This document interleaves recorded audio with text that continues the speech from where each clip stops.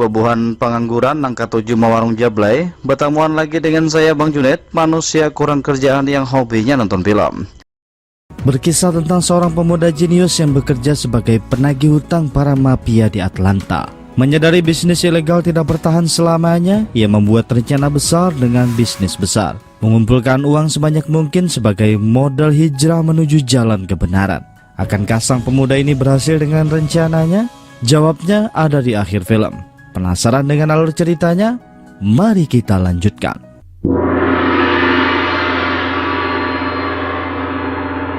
Berlatar di Atlanta, seorang pemuda bernama Youngblood Priest mendatangi sebuah tempat hiburan party rom milik bandar besar bernama Letty. Kedatangan Priest adalah untuk menagih hutang yang sudah macet selama 3 bulan. Tapi Letty mencoba menekan Priest dengan jumlah rekannya yang banyak bersenjatakan lengkap. Priest tak ada takutnya sedikit pun. Ia menanyakan apa arti kalung salib di dada Letty. Letty menjelaskan kalau Tuhan Maha Besar selalu memaafkan meski ia seorang pendosa. Priest bilang ia tidak percaya Tuhan membenci seorang hianat tidak memenuhi kewajibannya. Priest juga menjabarkan tentang keluarga 2 orang pengawalnya. Mereka tidak akan senang melihat anaknya memegang senjata. Letty langsung terdiam. Pengawalnya juga diam. Tak ada yang berani membantah. Mereka takut kepada Priest. Sedari awal memang mereka sudah takut, tapi hanya mencoba bersikap keren saja. Hal paling mengerikan dari Priest adalah gudang informasi di kepalanya. Ia bisa menjatuhkan mereka setiap saat hanya dengan panggilan telepon. Letty mencoba membujuk Priest memberikannya waktu lebih banyak. Priest tidak memaksa. Ia memberikannya waktu, tapi ia juga mengambil 2 mobil Lamborghini milik Letty sebagai jaminan. Sedikit cerita tentang Youngblood Priest. Ia telah menggeluti operasinya sejak berumur 11 tahun. Sudah berjuang setiap hari di jalan yang keras. Tapi Priest belum pernah membunuh. Ia selalu menggunakan informasi dalam menangani setiap masalah. Itulah yang paling menakutkan darinya. Semua orang mengenalnya. Seluruh operasinya sekarang mencakup seluruh kota. Tapi tak ada satupun catatan kriminal tentangnya. Setiap kejahatan yang ia lakukan tidak terlacak. Lanjut di sebuah klub topeng. Geng Snow Patrol sedang berpesta menghamburkan uang dengan balutan seragam serba putih. Juju adalah anggota geng Snow Patrol yang emosian. Ia marah ketika seorang wanita mengambil fotonya. Sang bos bernama Q menenangkannya. Membiarkan wanita itu mengambil foto mereka sambil menghamburkan uangnya. Setelahnya Juju mendekati seorang wanita bernama Cynthia untuk mengajaknya menari. Namun ia menolak karena memang Cynthia bukan penari. Lanjut, Cynthia menghampiri wanita bernama Georgia yang sedang duduk di salah satu meja. Georgia sangat tidak suka jika Cynthia dekat dengan pria lain.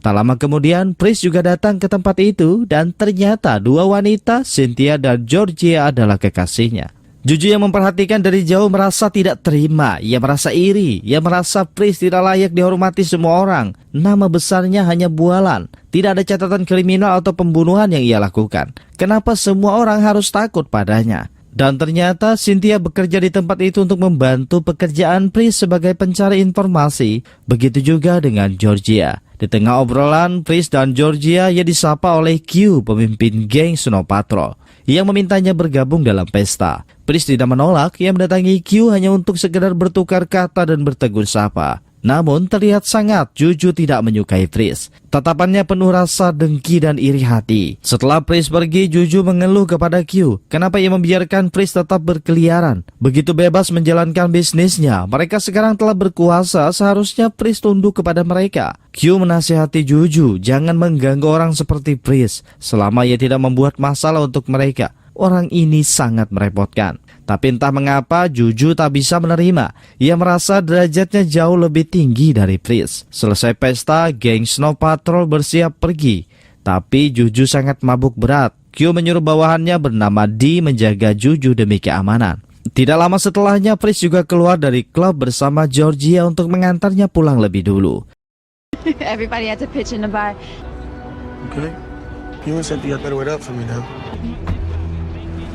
Juju yang membenci Priest mulai mengejek, tapi hanya ditanggapi dengan santai. Ia menganggap Juju terlalu mabuk.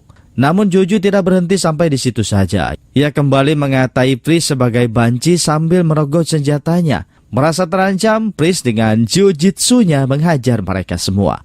Juju tidak terima dikalahkan oleh hanya satu orang saja. Mengambil senjatanya langsung menembak. Dum! Dan insting Prince menghindari peluru itu, yang justru mengenai wanita di belakangnya. Di panik, ia segera menyeret Juju pergi dari sana bersama semua anggota geng Snow Patrol. Sedangkan Prince ia berbeda, ia tidak langsung lari. Ia mendatangi wanita yang tertembak itu, menyerahkan segepok uang kepadanya, menyuruhnya segera pergi ke rumah sakit sebelum kehilangan banyak darah. Di perjalanan pulang, Prince termenung. Ia mulai berpikir, tak ada kekuatan yang bisa menghindari peluru. Tak ada mobil yang bisa meninggalkan takdir, tapi akan tetap pada jalannya, mencoba mengubah takdirnya. Setibanya di rumah, kedua gadisnya sudah tertidur lelap. Mereka sangat akrab. Sambil menikmati pemandangan malam, Prince kembali berpikir. Ia telah bekerja keras selama 15 tahun lamanya. Sekarang bisa menikmati hasilnya. Tapi bisakah hasil itu dibawa pergi bersamanya? Meski bukan kali pertama ia ditembaki, tapi ini harus yang terakhir. Untuk mencapai semua itu, ia harus berkuasa sampai tidak ada lagi yang berani menodongkan senjata ke arahnya. Prince tidak tidur. Malam itu juga ia mendatangi sebuah restoran yang merangkap sebagai tempat perjudian. Tempat ini milik salah satu temannya, Pat Freddy, yang saat itu sedang bersama kekasihnya Monique. Tujuan Prince adalah mencari Eddie. Pat Freddy memberitahunya kalau Eddie sedang asik bermain menjadi bandar dadu. Saat Eddie sedang menikmati kemenangannya, Prince mengajaknya pergi. Namun orang yang kalah dalam permainan itu marah. Eddie dibawa pergi oleh Prince begitu saja. Prince tidak mau repot, langsung memukul pria itu. Saat pria itu bangun ingin melawan, Eddie mengeluarkan senjatanya hingga membuat pria tersebut takut. Berlanjut di perjalanan, Prince menceritakan tentang penembakan Juju anggota geng Snow Patrol. Eddie langsung naik pitam. Ia marah, mengutarakan niat ingin membalas dendam. Namun Prince melarangnya. Ia punya rencana lain untuk menyingkirkan geng Snow Patrol dengan cara yang halus dan bersih. Prince juga menyampaikan niatnya ingin keluar dari dunia kejahatan, hijrah menuju jalan kebenaran. Tapi sebelum itu mereka harus melakukan transaksi besar, meminta tambahan pasokan kokain dari sang guru bernama Scatter. That sound like a fucking joke. So why are you in? Keesokan paginya di sasana perguruan Jiu-Jitsu, Prince mengunjungi Scatter yang sedang melatih muridnya. Layaknya seorang murid senior, sang guru ingin menguji ketangkasannya setelah turun gunung. Duel baku hantam pun terjadi antara guru dan murid. Prince mengutarakan niatnya meminta tambahan pasukan kokain. Ia ingin melebarkan sayapnya, bukan cuma menunggu targetnya datang. Ia merasa selama ini mereka membuang banyak kesempatan sia-sia dengan bermain aman dalam kegelapan. Tapi Scatter menolaknya. Ia tidak ingin semua yang sudah berjalan damai harus rusak hanya karena ambisi Prince. Sesuatu yang terlalu bagus akan selalu menarik perhatian. Di salah satu markas Snow Patrol, Juju sedang dimarahi oleh Q karena telah menembak wanita di malam itu membuatnya rugi $50.000. Juju mengira Q takut kepada Prince dan membayar Prince dengan emas demi membuatnya diam. Q tidak peduli dengan ocehan Juju yang dianggapnya seorang anak kecil. Ia melarang Juju berurusan dengan Prince. Jikapun harus itu adalah dirinya sang pemimpin yang pantas melakukannya. Juju hanya bisa pasrah kembali masuk ke dalam, bergabung dengan rekan-rekannya di dalam sambil bertukar kata. Di luar sebuah mobil lewat pelan dan tiba-tiba, tum! Dua orang bertopeng menggunakan senapan serbu memberondong mereka dengan peluru. Beruntung Juju masih selamat tapi ditewas di tempat. Dua orang itu langsung kabur melarikan diri dan ternyata dua pria bertopeng itu adalah Pat Freddy dan Eddie. Tanpa sepengetahuan Prince mereka melancarkan aksi balas dendam. Malam harinya terlihat Prince dan Eddie sedang mengikuti Scatter yang akan menemui bandar besar dari Meksiko dari keluarga Gonzales. Seperti biasa, Scatter sangat berhati-hati. Ia mengemudi 8 jam lamanya untuk mengecoh siapapun yang mencurigainya. Pagi harinya, Prince berhenti di sebuah warung terpencil di El Paso, mengawasi Scatter yang sedang menunggu bos kartel Alberto Gonzales. Pada akhirnya, penantian tak sia-sia. Bos kartel Alberto Gonzales muncul. Transaksi dilakukan Scatter seperti biasa dengan paket kecilnya. Selesai pertemuan itu, Scatter dan Alberto pergi. Namun di sini Prince dan Eddie tidak berhenti. Mereka terus mengikuti Alberto menuju Meksiko. Eddie merasa takut. Memasuki Meksiko artinya keluar dari wilayah mereka. Jika ditemukan, Alberto pasti akan membunuh mereka. Namun Pris tetap pada tujuannya. Meski tertangkap, ia masih memiliki kartu penyelamat di sakunya. Singkat cerita, mereka mengikuti hingga sampai di sebuah pasar. Terlihat Alberto keluar dari mobil bersama anak buahnya. Karena mobil mereka tidak bisa masuk, Pris juga turun mengikuti masuk ke dalam pasar, meninggalkan Eddie sendirian dengan keadaan mobil masih menyala. Tapi Alberto tiba-tiba menghilang di balik mobil box kontainer. Saat berbalik, Pris langsung ditodongkan senjata dan ia tertangkap. Ketika terbangun, Pris sudah berada di dalam pesawat jet yang lepas landas terbang entah kemana melintasi cakrawala. Alberto sudah sejak lama mengetahui kalau Pris adalah bawahan skater, tapi ia tetap menginterogasi Pris kenapa ia terus mengikutinya. Alberto menegaskan kelas mereka berbeda. Anak muda jalanan seperti Pris sangat tidak layak baginya. Pris memang sudah menduganya, apa yang menimpa dirinya sekarang sudah sesuai skema yang dibuatnya. Pris menjabarkan ia merasa tidak cocok bekerja di bawah skater yang selalu membatasi penjualan dalam bisnis kokainnya. Ia ingin Alberto memberikan kokain lebih banyak dari yang diberikan kepada skater. Namun Alberto menolak. Ia masih tidak percaya seorang pemuda seperti Pris bisa menjalankan sebuah bisnis besar. Gonzales tidak ingin mengambil risiko. Ia lebih suka menjatuhkan Pris dari pesawat untuk menyingkirkannya. Saat itulah kartu penyelamat segera dibuka.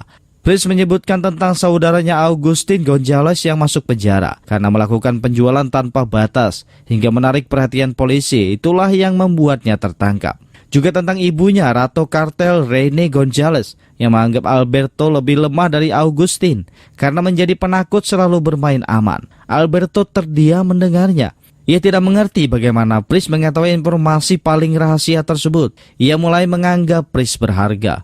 Kecerdasannya bisa berguna melebihi kekuatan senjata. Semua berjalan sesuai rencana Pris. Seluruh situasi berada dalam kendalinya. Alberto adalah seorang pemikir. Ia pasti akan menganggap Pris berguna. Alberto akhirnya menyetujui permintaan Pris memberikan paket 4 kali lipat dari yang diberikannya kepada skater.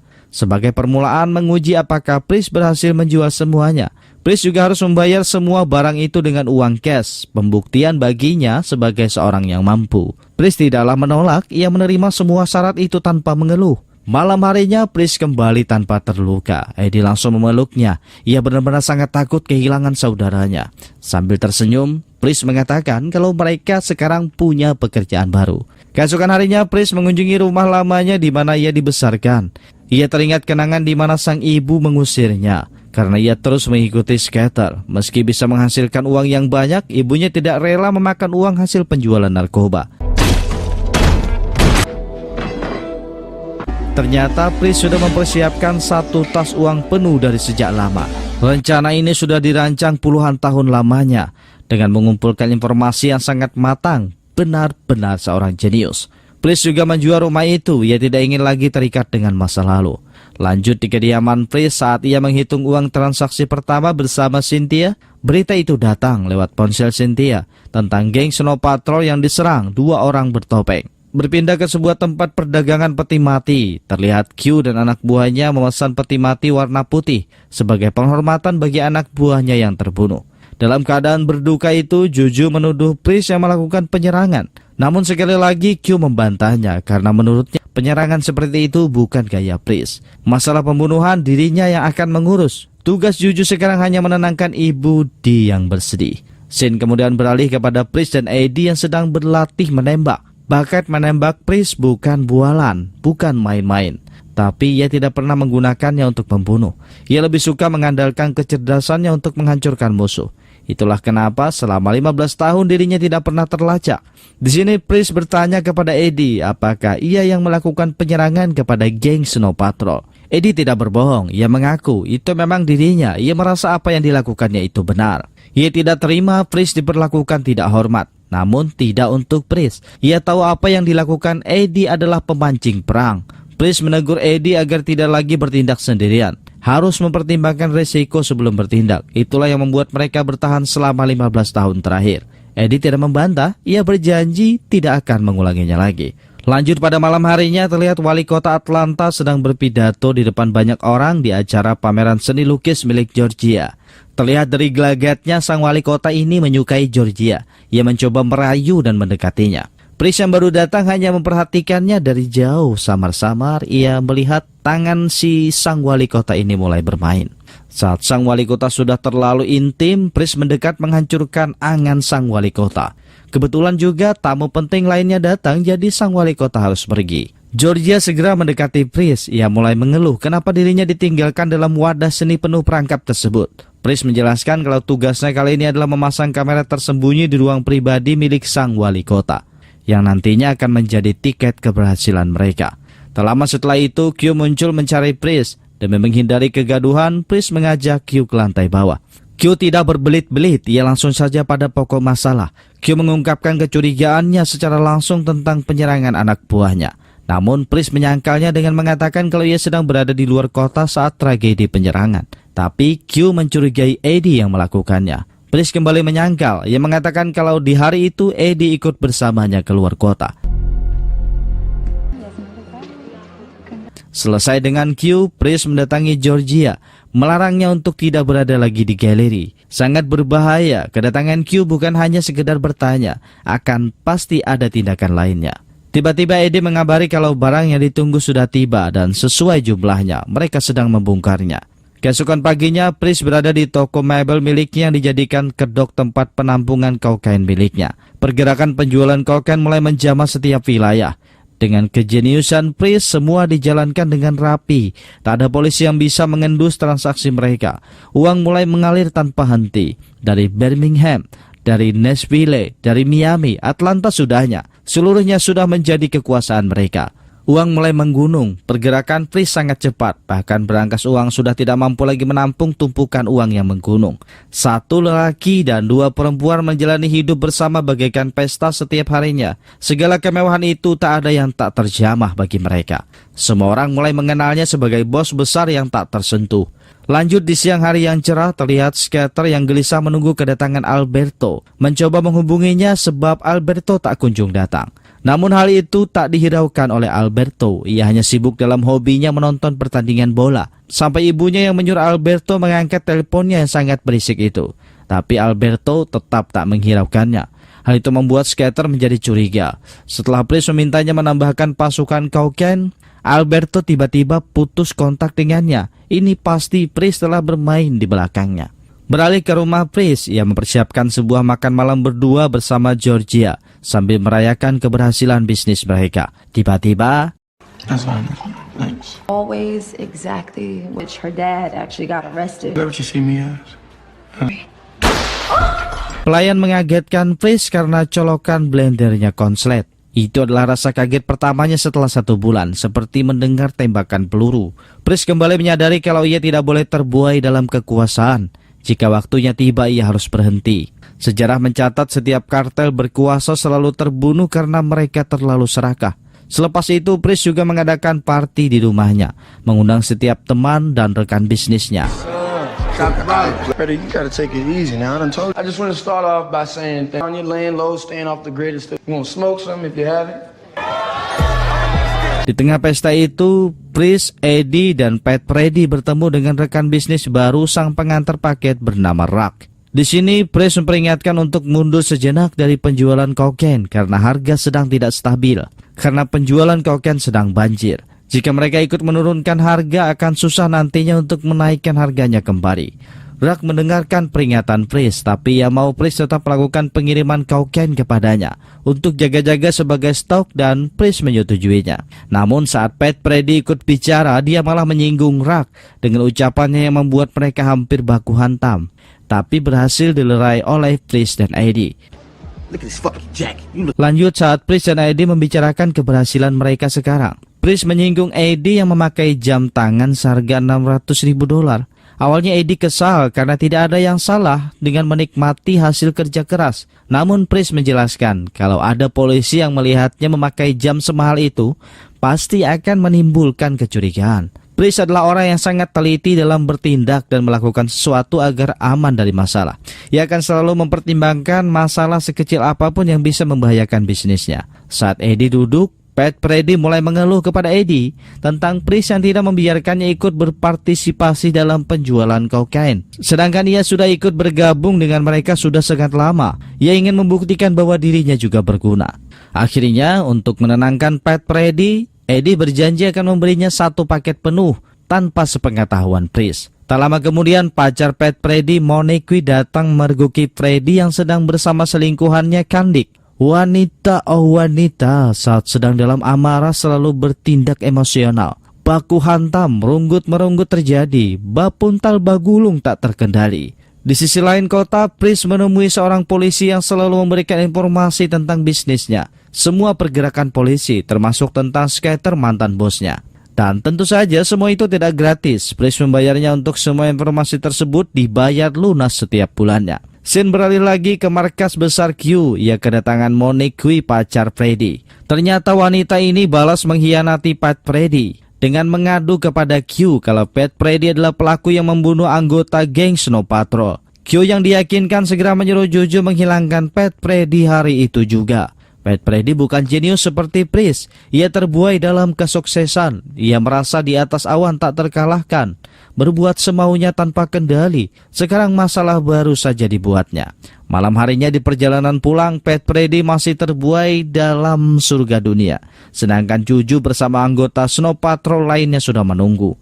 Entah keberuntungan atau apa, polisi bernama Franklin muncul berpatroli. Melihat ada orang mesum, sang polisi langsung mendekat. Pat Freddy mencoba bersikap santai memperingatkan Kandik tak ikut bicara apapun yang terjadi. Sedangkan Juju hanya bisa pergi meninggalkan tempat itu. Tidak mungkin ia membunuh di depan polisi. Bahkan sangat tidak mungkin lagi ia membunuh polisi tersebut. Mereka bisa jadi target operasi satu negara. Saat polisi itu menanyakan SIM dan STNK, si Kandik ini nyerocos memaki si polisi. Jadilah Franklin marah meminta mereka keluar dari mobil. Ternyata wanita pelakor itu memang sangat menghancurkan. Ketika Franklin memeriksa seluruh mobil, ia menemukan satu paket penuh kokain di bagasi belakang. Ia menemukan jackpot kali ini. Kemudian Freddy dibawa ke sebuah lapangan. Dan di sana sudah ada seorang polisi wanita bernama Inspektur Mason. Dua polisi ini mulai menginterogasi Freddy. Tentang kokain sebanyak itu tidak mungkin untuk dipakai sendiri. A lot of cocaine, man. All right. And you got way too much of it. Still silent. All right.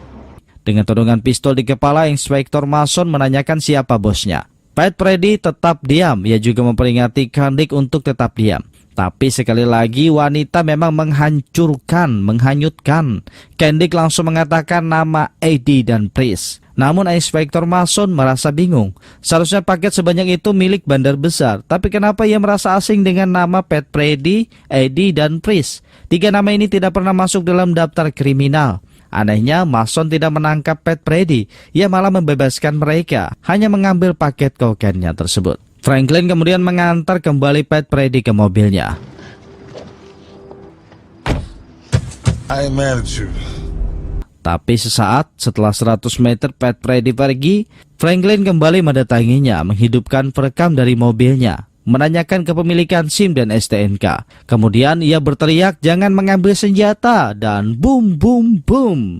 6 tembakan menewaskan Pat Freddy dan selingkuhannya. Keesokan harinya di kediaman Q, terlihat Juju memberitahunya kalau ia gagal membunuh Pat Freddy karena ada polisi patroli. Sesaat kemudian, bawahan lainnya memberitahu Q kalau Pat Freddy dan kekasihnya terbunuh oleh polisi karena berusaha melawan saat ditilang. Dan berita itu juga disiarkan di televisi yang turut disaksikan oleh Pris dan Eddie. Pembunuhan yang dilakukan polisi Franklin dibenarkan oleh wali kota karena pelaku kejahatan memegang senjata. Pris merasa ada yang tidak beres. Kenapa polisi malah membunuh Pat Freddy? Kenapa tidak menangkapnya saja? Tiba-tiba mereka dikagetkan dengan kedatangan Inspektur Mason bersama petugas Franklin sambil membawa satu paket kokain milik Pat Freddy. Rupanya Mason dan Franklin ini adalah polisi korup. Mereka ingin mendapatkan keuntungan dari bisnis milik Pris. Dengan standar keuntungan 50/50. Tidak ada tawar-menawar. Pris sangat tidak senang. Semua sudah melenceng dari kendalinya. Tapi Pris orang yang sangat cerdas. Ia menerima permintaan Inspektur Mason dengan menyerahkan keuntungan 50% dari penjualan nantinya.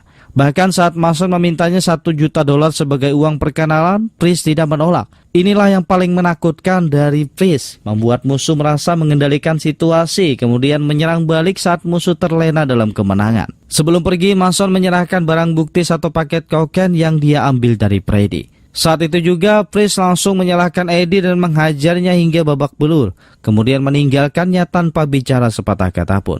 If you didn't give him that brick, you'd still be alive. Now we in the bed with the fucking police. Dumbass shit about us getting out the... You want to stay until it isn't. Who got us into this shit? Who, priest?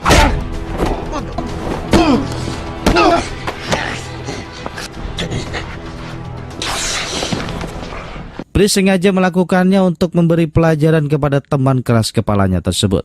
Priest sedikit kacau dengan masalah yang datang tiba-tiba itu, yang membuatnya juga terlibat adu mulut dengan kedua pacarnya di rumah. Cynthia menyarankan meneruskan saja bisnis yang sudah susah payah dibangun, hadapi dan bunuh semua musuh. Sedangkan Georgia menyarankan pergi saja melarikan diri, toh mereka sudah memiliki banyak uang. Susah memang memiliki dua kekasih yang sifatnya berbeda, satu dingin dan yang satu panas. Tapi jika disatukan mungkin enak juga. Pada akhirnya Priest memilih melarikan diri karena memang sudah niat awal berhenti setelah uang yang dikumpulkan telah cukup. Ia ingin kembali ke jalan yang benar. Mereka bertiga dengan membawa semua uang akan pergi setelah pemakaman Pat Brady.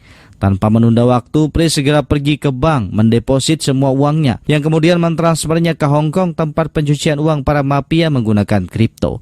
Sedangkan Georgia mengurus paspor kewarganegaraan secara instan di Consulate of Montenegro untuk mereka bertiga, dengan syarat harus berinvestasi dalam proyek real estate negara sebanyak 1,5 juta dolar. Dengan biaya tambahan $500.000 per kepala, secara instan mereka akan menjadi warga negara Montenegro. Lanjut di pemakaman Pat Brady. Priest bersama kedua kekasihnya dan juga Eddie juga ada di sana, mereka semua berduka. Tapi Eddie dan Priest tidak bertegur sapa. Entah apa yang terjadi di antara mereka. Sedangkan Monique, ia menangis sejadi-jadinya menyesali perbuatannya. Kemarahannya membuat orang yang dicintainya terbunuh. Apa boleh dibuat?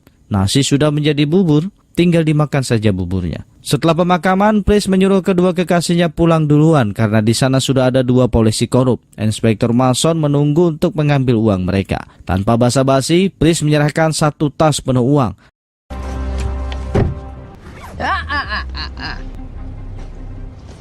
Dan dua polisi korup itu langsung pergi setelah mendapatkan uangnya dengan tersenyum. Saat Priest memasuki mobil ingin beranjak pergi, tiba-tiba Scatter masuk ke mobilnya sambil menodongkan senjata. Scatter sudah tahu kalau Priest telah bermain di belakangnya dan sekarang bersiap melarikan diri bersama kedua kekasihnya. Scatter ingin mengadukan Priest kepada Alberto untuk mendapatkan kepercayaannya kembali. Karena dalam bisnis narkoba, seorang bos tak mau bawahannya berhenti karena telah terlalu banyak tahu. Jika berhenti harus diburu dan dibunuh. Di perjalanan, Priest mencoba membujuk Scatter dengan kedekatan mereka dulu. Memberikan semua yang telah ia bangun kepada Scatter, termasuk semua jaringan yang telah ia bangun di banyak wilayah. Namun Scatter tidak tertarik karena menurutnya jaringan sebesar itu sangat tidak aman baginya. Ya, seperti itulah bisnis, semakin tinggi pohon akan ada banyak cabang bertumbuhan. Jika terjadi badai, setiap cabang yang diterpa angin akan menarik batang pohon sebagai pegangan. Mental berpikir Scatter adalah seorang bawahan, bukan seorang bos. Beberapa saat kemudian mereka tiba di peternakan milik Alberto. Scatter langsung mengadukan kalau Priest ingin keluar dari bisnis, bersiap melarikan diri. Alberto bertanya sendiri kepada Priest untuk memastikan tentang rencana pelariannya. Priest dengan santai mengatakan kalau pengaduan Scatter itu sangat tidak benar. Scatter yang merasa dibantah ingin lebih meyakinkan Alberto dengan memuji dirinya yang tidak pernah berbohong. Tiba-tiba, boom! Alberto langsung menembak Scatter hingga tewas. Apa sebenarnya yang terjadi? Lalu tubuh Scatter dimasukkan ke mesin kremasi yang bisa memusnahkan mayat tanpa dibakar. Ternyata di setiap transaksi Scatter telah menilap uang Alberto. Jumlahnya mungkin tidak banyak. Itulah kenapa selama ini Alberto tidak menyadarinya. Tapi Alberto sangat tidak menyukai orang yang berani bermain di belakangnya. Kemudian Alberto memperingatkan Priest untuk tidak melakukan hal yang sama. Augustin Gonzalez adalah contoh orang yang tidak terkendali, selalu menarik perhatian dengan transaksi besarnya, sangat berisiko menjatuhkan keluarga mereka. Itulah kenapa ia memasukkannya ke penjara dengan menjebaknya. Dalam bisnis tidak ada kata saudara. Siapapun itu jika merugikan keluarga harus disingkirkan. Tentu saja peringatan Alberto ini membuat Priest tertekan. Sebelum pergi, Priest mengenang kembali di masa di mana dirinya kali pertama mengenal Scatter. Could buy yourself some new fits. Tiger has stripes to be fucked with. Not you. My man I was telling you about. Time to pay the tax. How the fuck you know that? It's a pretty big commitment, young blood. Tapi apalah daya, pokok pisang tak akan berbuah 2 kali. Ini semua adalah risiko, tak ada jalan kembali. Keesokan harinya, Pris menceritakan semuanya kepada Georgia kalau Scatter sudah mengadukan pelariannya kepada Alberto. Tapi Scatter dibunuh oleh Alberto karena lebih percaya padanya. Akan sulit untuknya keluar dari bisnis sekarang. Alberto pasti akan mengejarnya kemanapun pergi. Tapi Georgia bersikeras memintanya untuk segera kabur secepatnya sebelum terlambat. Sekali lagi rasa cinta Pris kepada kekasihnya membuatnya luluh. Mereka bergegas mencari Cynthia untuk mempersiapkan pelarian. Sesampainya di tempat, Cynthia terlihat ia masih santai seperti tidak pernah terjadi masalah. Pris mendesak Cynthia segera berkemas dan tiba-tiba Q dan anak buahnya datang menyerang mereka. Di sini Cynthia tak kenal takut. Ia mengambil senjata dan membalas tembakan. Di tengah adu peluru itu, satu anak buah Q berhasil naik dan menyerang Pris. Georgia yang ketakutan memberanikan diri mengambil botol minuman, memukul penyerang itu di kepalanya hingga pingsan. Namun satu anak buah Q menyelinap di bawah tangga dan berhasil menembak Cynthia dengan shotgun yang membuatnya tewas di tempat. Di tengah kekacauan itu, Pris berusaha berpikir normal. Ia membuat bom molotov dengan botol minuman alkohol yang seadanya untuk membuka jalan pelarian. Api yang membakar lantai menghalangi anggota geng Snow Patrol mengejarnya. Akhirnya, Pris dan Georgia berhasil keluar dari tempat itu menuju mobil. Namun Q sudah menunggu di luar dan terjadilah aksi kejar-kejaran di jalanan.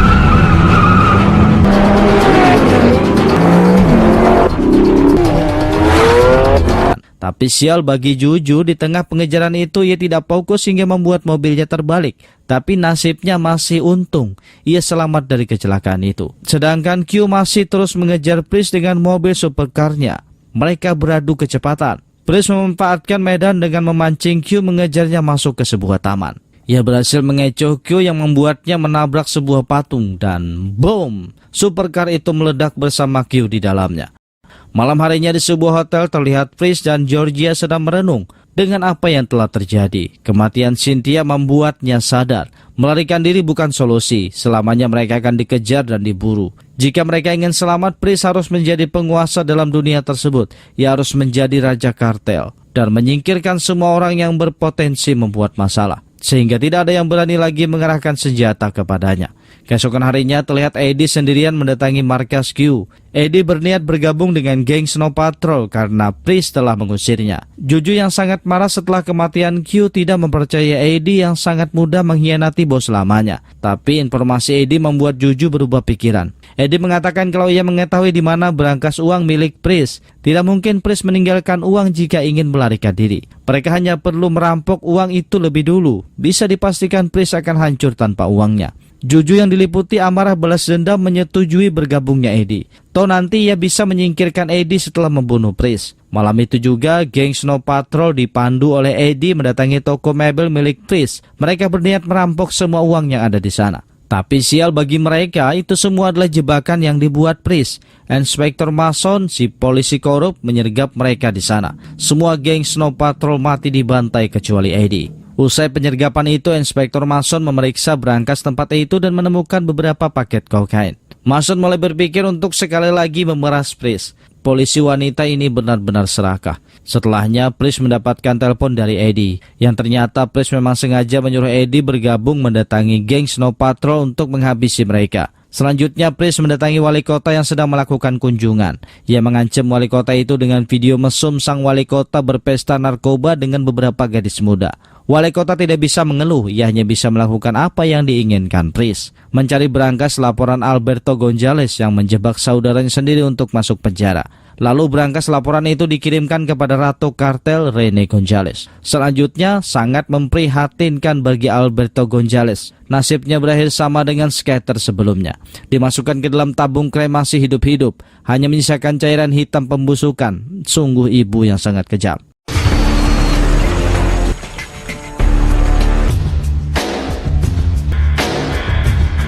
Berpindah ke Inspektur Mason yang menghubungi Pris untuk memerasnya lagi. Tapi Pris lebih pintar dari polisi korup ini.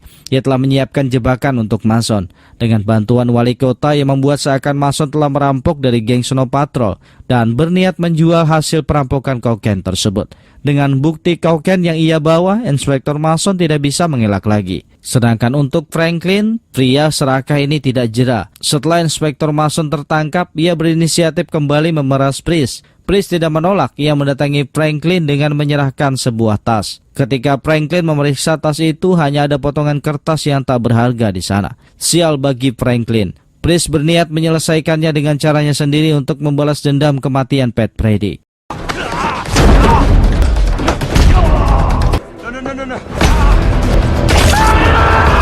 Setelah selesai menghajar polisi korup itu, Priest meninggalkan mayatnya dalam keadaan yang tidak baik. Beberapa hari kemudian terlihat Priest dan Georgia berada di sebuah kapal pesiar sedang menikmati kebebasannya. Sekarang ia adalah raja kartel, mengendalikan bisnis dari balik layar, menikmati setiap hari seperti berlibur. Sedangkan Eddie, ia kembali bermain judi di kasino yang berkedok restoran itu, mengontrol semua bisnis dari sana sebagai orang kepercayaan Priest. Pepatah mengatakan usaha tidak pernah mengkhianati hasil, tapi jangan terlalu serakah. Berhentilah makan setelah kenyang, jangan kau jejal melebihi kapasitas makanmu. Nantinya akan membuatmu sulit bernapas hingga mati. Keserakahan itu ibarat bibit kanker yang bisa menggerogotimu sampai mati. Dan selanjutnya, film pun berakhir. Saya ucapkan terima kasih Gaisan Babuhan Pian yang masih setia menonton video editan saya yang seadanya ini. Sudi kiranya kalian subscribe dan tekan tombol lonceng agar mendapatkan pemberitahuan ketika video baru diupload di channel ini. Jadi tetap stay di channel Bang Junet.